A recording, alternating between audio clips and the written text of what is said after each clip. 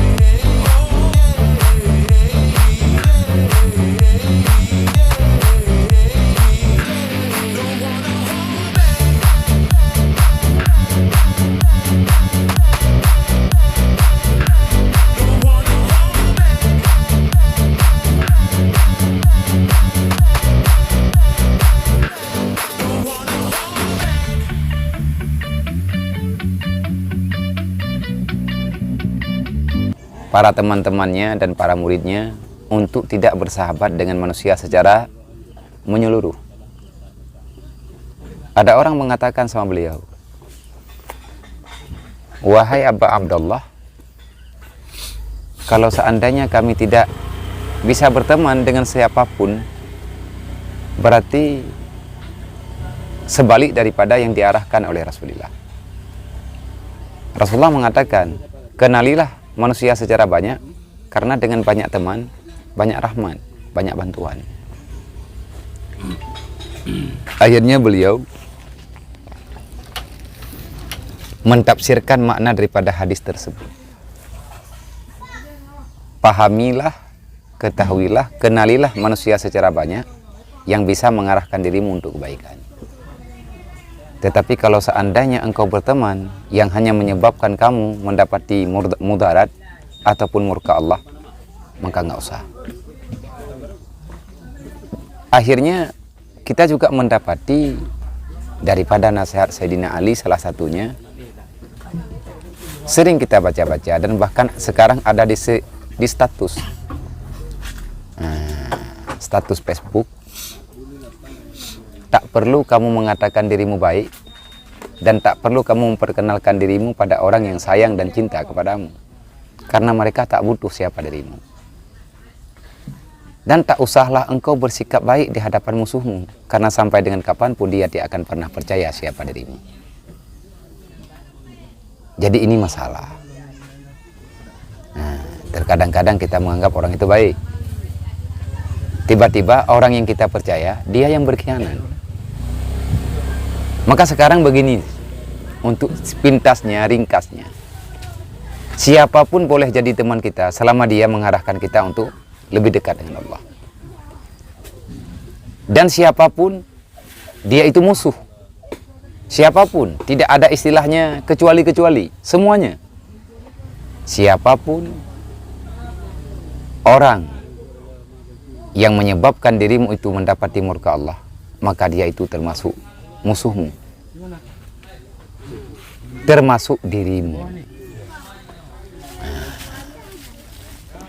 Karena juga di dalam diri ada diri.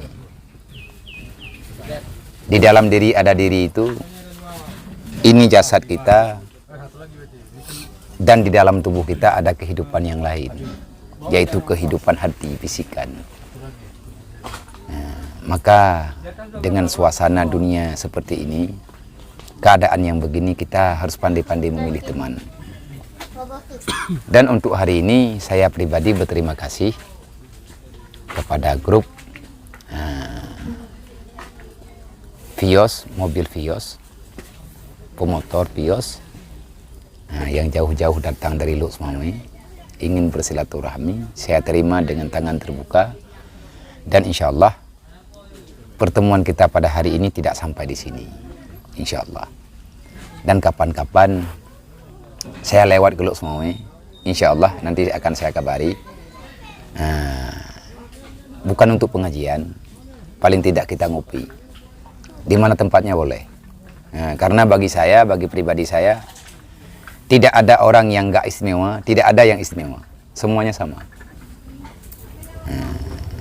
Karena saya sering dinasihati oleh Abu di Kutakrung. Dan juga guru-guru kita yang lain. Dan yang paling kental memberi nasihat itu terus-menerus sama saya, Abu Mudi. Jangan sampai kamu menjadi orang ataupun dengan sebab kedatanganmu ke dunia akan membawa rasa tak nyaman bagi umat Nabi Muhammad. Jangan sampai kamu itu termasuk manusia yang tak memberi kenyamanan bagi umat Muhammad, apalagi dengan sebab kedatanganmu ke dunia membuat mereka itu kecewa. Itu bahaya. Bahayanya di mana? Contohnya begini. Di saat kita lagi duduk-duduk begini, tiba-tiba datang seseorang. Dia memberi salam. Assalamualaikum. Misalnya orang itu kasih salam sama saya. Tapi karena saya lagi asyik duduk sama orang lain, saya lagi fokus mendengar perkataan seseorang, saya tidak menjawab salam. Padahal banyak orang melihat kepada dia. Di saat dia memberi salam, Assalamualaikum. Kan semua mata tengok kepada dia.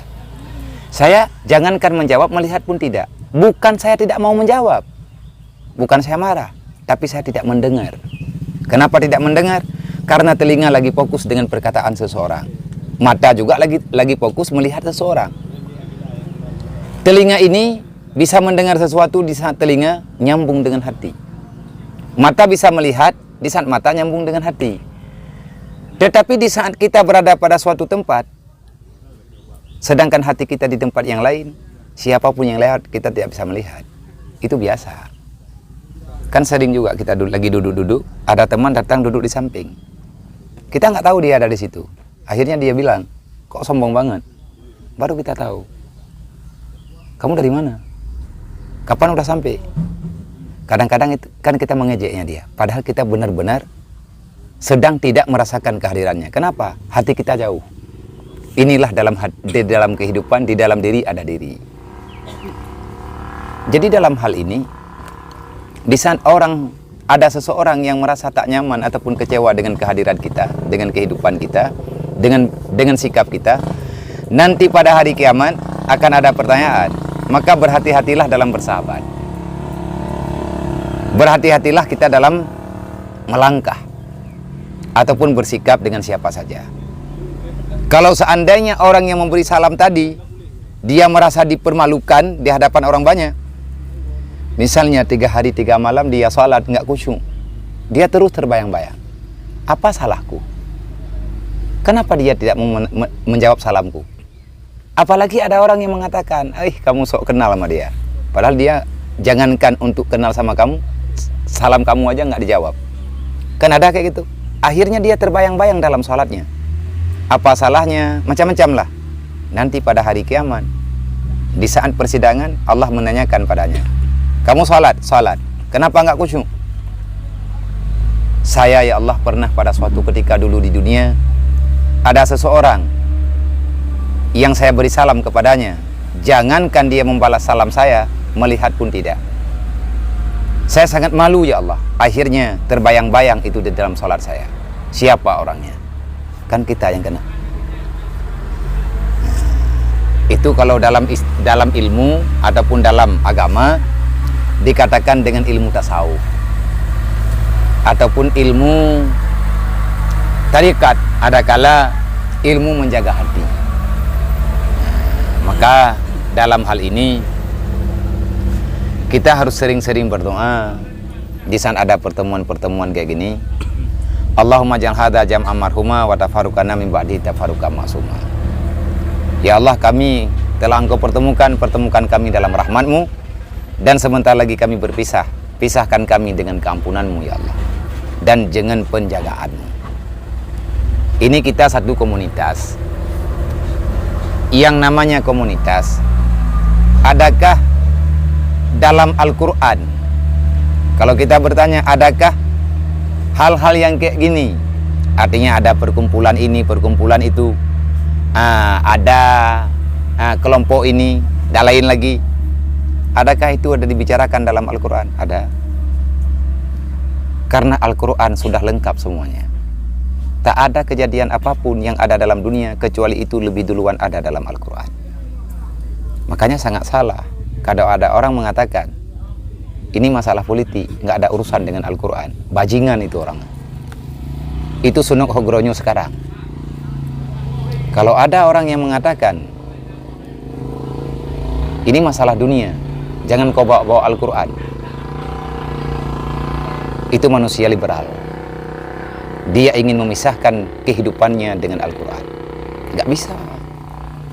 Inna khalaqnakum wa ma ta'malun. Termasuk grup kita ini.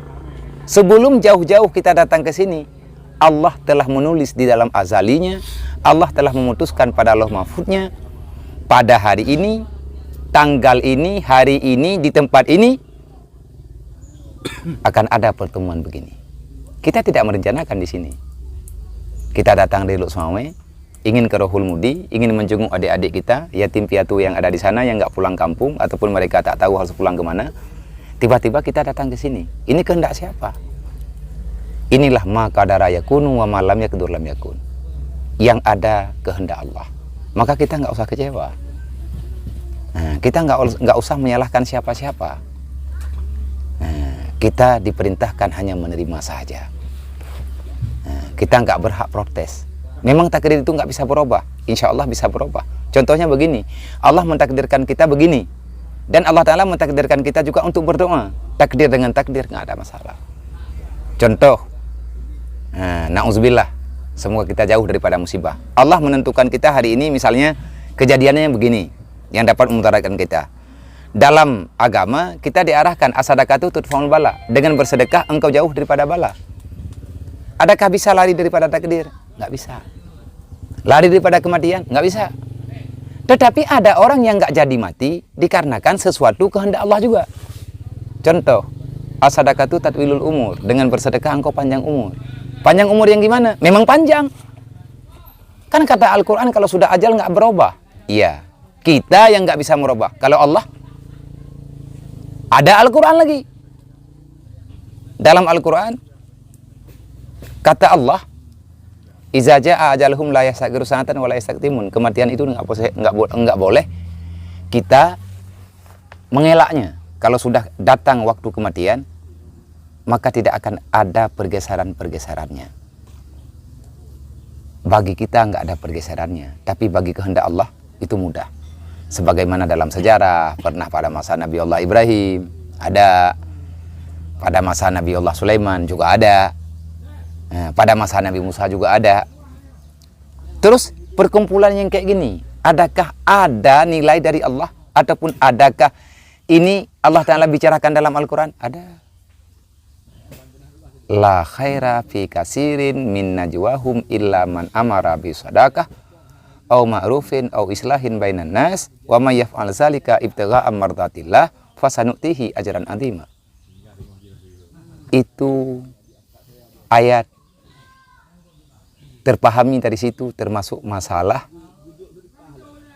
komunitas yang ada dalam dunia. La khaira fi kasirin min najwahum. Tidak ada kebaikan apapun kata Allah di saat kalian berkumpul pada suatu tempat. Banyakkah kita, sedikitah kita, acara akbar ataupun acara tertutup, la khaira fi kasirin min najwahum. Tidak ada kebajikan pada bisikan-bisikan kalian. Kita duduk pada suatu tempat membicarakan sesuatu. Adakah ada nilai di sisi Allah? Tergantung. Yang bagus dan baik di sisi Allah, sebesar apapun perkumpulanmu, tetap tidak ada nilai kebaikannya di sisi Allah. Illa man amara bisadaqah, kecuali di antara kalian, di saat sudah berkumpul, ada orang di antara kamu yang mengajak orang lain untuk bersedekah. Maka di saat kita begini, kita harus berani. Ini perkumpulan kita hari ini, kita datang kemana? Kita mau ngopi ke sana, di kafe itu, ataupun ke tempat itu. Di dunia ada kesenangan mungkin. Untuk akhirat apa? Misalnya setiap kita datang pada suatu tempat, jangan pernah kosong untuk berinfak. Misalnya hari ini datang ke sini, memang ini udah ada programnya. Ingin membantu sedikit seala kadarnya. Nanti akan kita serahkan langsung sama adik-adik yang ada di pesantren. Untuk lain kali gimana? Ini rencana mesti dipertahankan. Terkadang-kadang kita malas, terkadang-kadang kita malu. Karena tidak semua orang mau. Apalagi dengan perkara berinfak. Apalagi dengan perkara bersedekah. Bahkan banyak teman kita hilang, mereka menghindar di saat kita mengajak mereka untuk bersedekah. Bahkan terkadang-kadang ada bahasa yang menyakitkan daripada mereka. Bersabarlah. Karena Luqmanul Hakim juga sudah menasehati keluarganya. Wa'mur bil ma'ruf wanha 'anil munkar wasbir 'ala ma asabaka inna zalika min azmil umur. Wahai anakku, teruslah engkau mengajak orang pada amar ma'ruf nahi munkar. Dan bersabarlah terhadap kesakitan yang engkau rasakan, karena engkau akan mendapatkan balasan dalam dunia dan nanti di akhirat dengan balasan surga. Illa man amara bisadaqah. Perkumpulan yang baik, perkumpulan yang mengundang, yang mengajak orang lain untuk bersedekah. Walaupun sedikit. Walaupun 5.000 perak. Ini untuk modifikasi mobil berapa habis? Kalau kita buat musalah udah selesai satu. Ya kan? Kalau kita tengok di luar, ini udah mantap. Iya. Tapi kalau dari dalam, orang lain yang melihat mobil kita mantap. Di dalam, entah gimana kita juga nggak tahu. Yang penting luarnya, casingnya yang mahal. Kayak dokter kulit, mahal kali obat kulit. Abia tahu dari mana? Saya lagi berobat. Ini tangan sakit. Makanya sering saya pakai sarung tangan. Ini lagi pecah-pecah. Kalau nggak ada sarung tangan, kadang-kadang keluar darah. Mahal. Jadi banyak teman-teman nanya, kok pakai sarung tangan Abia? Saya jawab, corona. Ada alasan. Ada alasan. Terus, ma'rufin. Di saat kita bertemu, harus ada di antara kita yang menanyakan, kita udah salat belum? Kita salat di mana? Kalau enggak ada orang yang seperti ini, itu perkumpulan. Kamu berkumpul di sini untuk mempercepat datang ke neraka. Nggak usah. Mempercepat datangnya azab Allah. Maka perkumpulan manapun harus ada pembimbing di antara kita. Nah, coba aja, kan ada ustadz-ustadz yang muda. Siapa yang cocok dengan pikiran kita?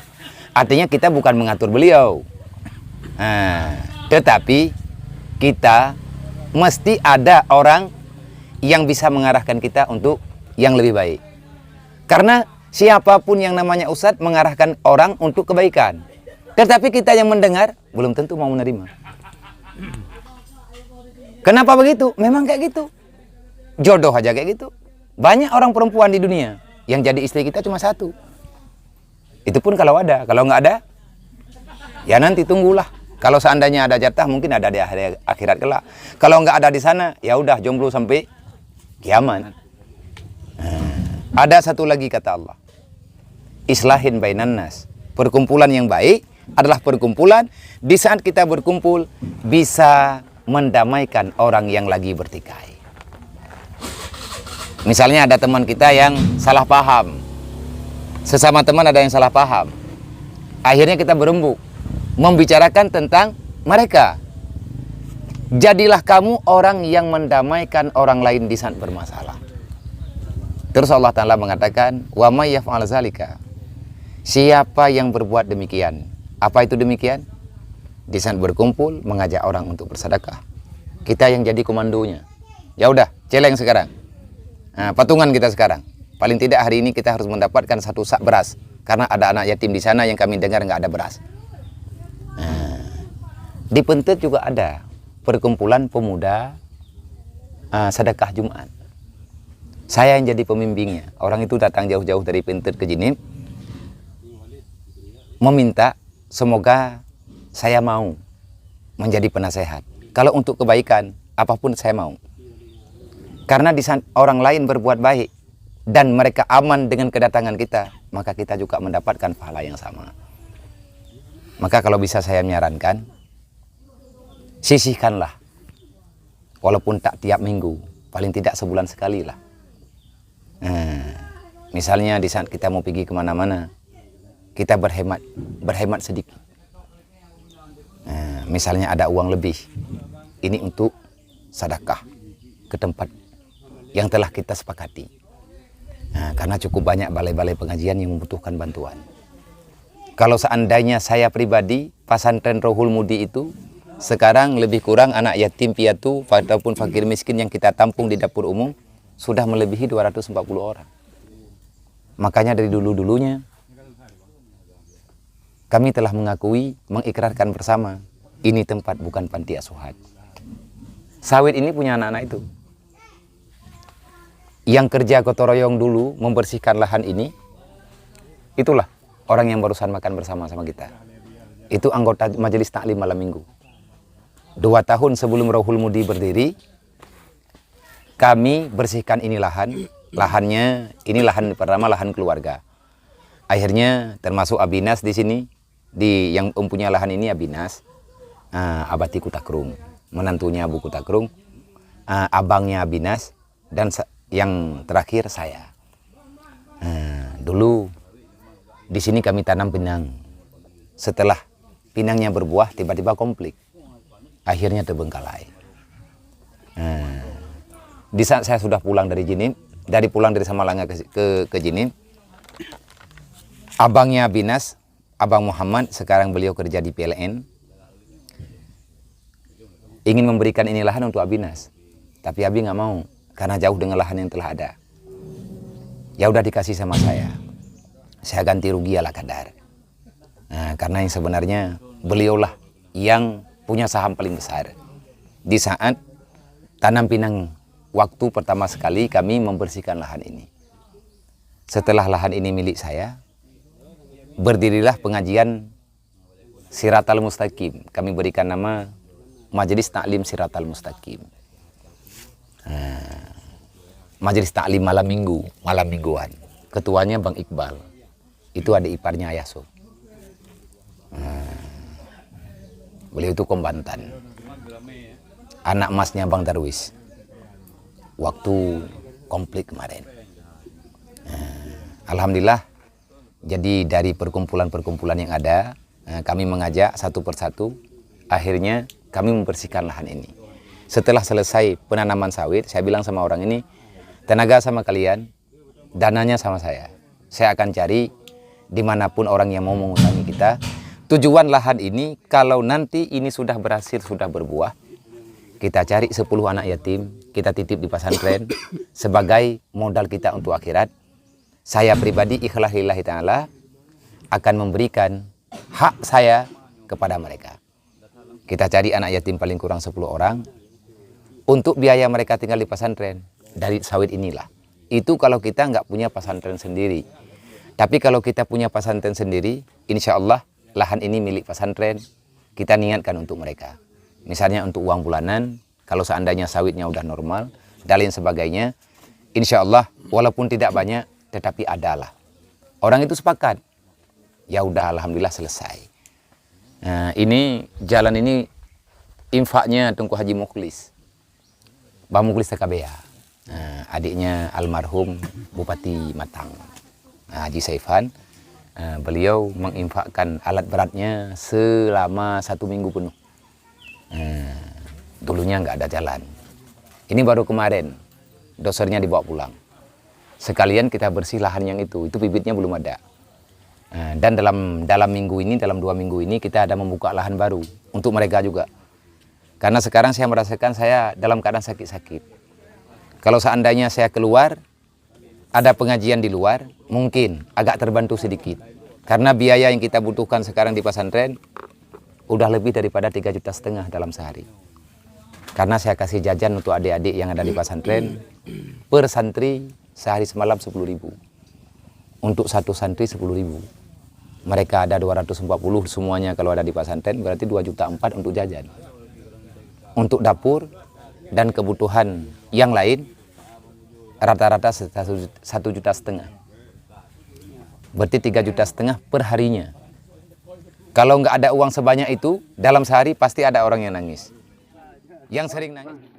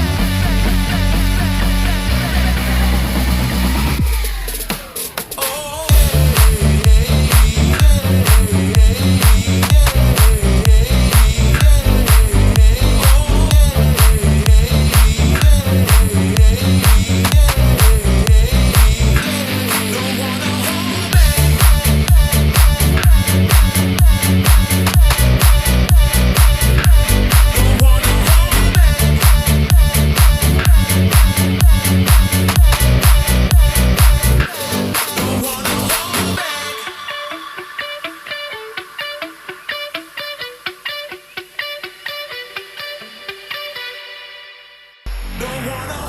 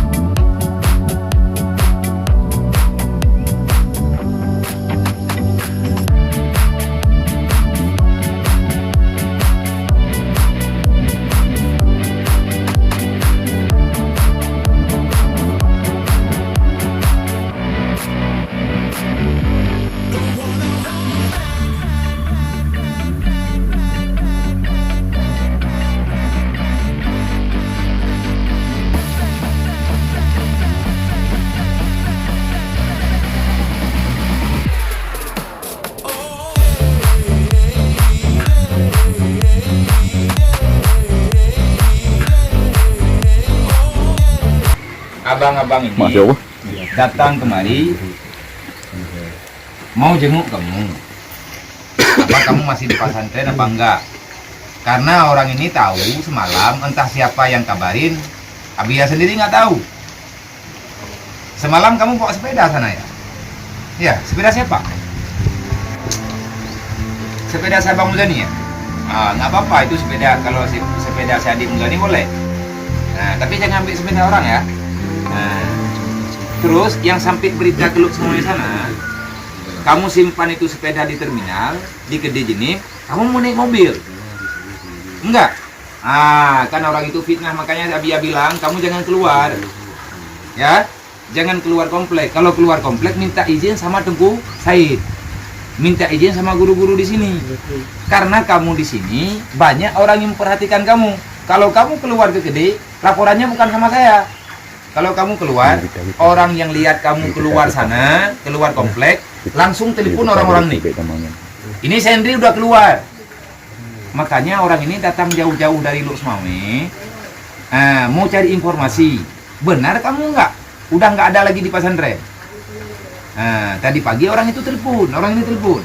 Abia Sendri masih ada di pesantren? Masih. Kami dengar semalam dia mau melarikan diri. Enggak kok, dia ada di sini.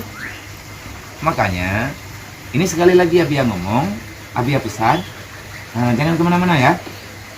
Kamu sekarang udah jadi orang baik. Kita di sini banyak teman, selalu Abia bilang banyak teman. Jangan sebentar-bentar marah, jangan sebentar-bentar bilang orang ini orang ini nggak sayang. Siapa yang nggak sayang? Kalau orang ini nggak sayang sama kamu kan nggak kemari, ya kan? Kalau orang ini nggak sayang sama kamu, ngapain orang ini datang kemari jauh-jauh? Kamu kenal sama abang nih? Nggak kenal ya? Tapi orang ini udah menganggap kamu itu adiknya, ya. Jadilah anak baik, jadi anak yang saleh. Kemarin itu kamu bilang kamu datang kemari ingin belajar, kan? Belajar agama, kamu ingin sekolah. Nggak apa-apa. Habis Lebaran nih kita sekolah di situ nggak jauh. Itu rumah sekolah kamu. Tapi syaratnya kamu jangan lari. Jangan hari ini masuk, besok nggak masuk. Itu akan membuat susah guru-guru di sana, ya. Habis Lebaran nih kita beli tas sekolah, beli baju sekolah, beli sepatu, beli perlengkapan sekolah, terus perlengkapan ngaji. Masih bisa Fatihahnya? Coba. Bismillahirrahmanirrahim. Alhamdulillahirabbil alamin. Ar-Rahmanir-Rahim. Maliki yaumiddin. Iyyaka na'budu wa iyyaka nasta'in. Ihdinas siratal mustaqim. Siratal ladzina an'amta 'alaihim ghairil maghdubi 'alaihim waladdallin. Amin. Udah pandai. Kemarin waktu sampai kemarin belum bisa. Baru 1 minggu kamu di sini. Terus ayat apa lagi? Ini masih setor berapa surat tadi? 4. Coba. Terus? Bismillahirrahmanirrahim. Qul huwallah. Huwallahu ahad, Allahu samad. Lam yalid wa lam yulad wa lam yakul lahu kufuwan ahad. Masya Allah. Satu lagi. Qul a'udzu birabbin nas. Coba. Bismillahirrahmanirrahim. Qul a'udzu birabbin nas. Qul a'udzu birabbin nas, malikin nas, min syarri waswisil Ilahin nas. nas, min syarri waswisil Sudurin nas. alladzi Minal jinnati minal jinnati wan nas. Pandai dia kan? Pandai, hebat dia, hebat. Baru tadi pagi. Jam Jam 11 tadi siang ketemu sama saya baca sekali di depannya. Saya bilang sama dia, nanti malam sesudah maghrib, ini ayat kamu setor sama saya. Ini belum sampai maghrib, dia udah bisa hafal.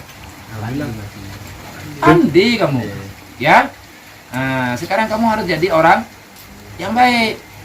Nanti bulan Muharram ini kamu dapat piala sama saya, dapat hadiah. Abang-abang ini bawa hadiah nanti. Tapi syaratnya kamu harus bisa baca Al-Quran 1 juz. Ya, harus bisa baca doa salat, baca apalagi baca salawat. Nabi 25 tahu. Satu Adam. Belum hafal. Tanya sama orang ini ya. Sama abang-abang, bukan sama abang ini. Sama abang ini belum tahu nih. Belum tentu hafal semua ini. Sama kita di sini ya. Tanya sama abang di pesantren. Kalau sama orang ini nggak sampai 25, sampai 15 pun nggak sampai. Satu Adam, 2 Edi, 3 Nuh, 4 Hud, 5 Adam lagi mungkin. Jadi tanya sama abang-abang di pesantren. Nabi 25, 1 Adam sampai Muhammad, terus malaikat 10, ya. Surga berapa pintu, terus neraka. Nanti kamu hafal, kita ikut lomba. Tengok dulu sini. Kita ikut lomba sekalian sama anak TPA di masjid. Nanti ada perlombaan besar di sini. Kalau kamu bisa apa yang disuruh sama orang ini, sama panitia, kamu dapat piala. Bukan satu, banyak orang yang akan kasih piala sama kamu. Yang penting syaratnya apa? Jangan keluar. Berapa hari jangan keluar Om Black? Lama. Nanti malam gimana? Keluar nggak? Yang benar? Lari lagi nggak? Kalau lari gimana? Saya suruh jemput sama Babang ini ya. Oke. Bilang dulu sama Babang nih. Bang, doakan saya semoga jadi anak yang soleh. Coba bilang sama orang ini. Bang, Guru ya. semoga saya jadi anak soleh, Bang. Amin. Baik, Bang. Amin. Semoga ibu saya di penjara semoga keluar. Ya, amin. Terus Bapak? Habis itu Bapak keluar juga, Pak. Amin. Semoga keluarga saya sehat dan alhamdulillah. Amin. Ini udah sholat asar dulu? Udah, Di mana sholatnya? lagi. Sama siapa? Itu teman itu. Sama Genti. Siapa yang jadi imamnya? Abang tuh. Nggak ada imam. Salat sendiri-sendiri. Berapa rakaat? 4. Udah mandi. Ya sekarang yuk mandi. Sekarang turun, mandi, minta baju sama Tubuh Said, pakai kain sarung. Sebentar lagi kita masuk masjid, baca Yasin, ya. Dek, berapa lembar sisa kain sarung? 4. Masih ada 4. Gimana itu kain sarung? Kain sarung tinggal katanya 4. Yang ada sama kamu berapa lembar? Cuma 1. 200. Beres. Ya udah. Dipa, ajak mandi ya. Yuk. Mandi. Ganti baju, masuk masjid ya. Salam Abia lo. Udah.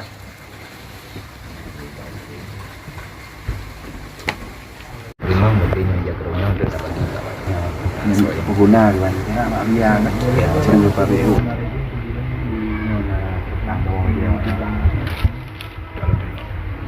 mengenai Itu punya nabu kuai, ya lebih kadang-kadang dia bawa menung punam dah kamu kan, maka bawa itu. insyaallah. Kami akan dia pegang. Nah di pahaya dia di Tabal ni. Ada macam orang tua kalau. Yang kan kamu muli kau tak? Ngomong. Kamera ni. Kamera lupa pada mau. Muri, hai tamang daya Abia. Dong betul ngabial ni. Ai dah ngabial.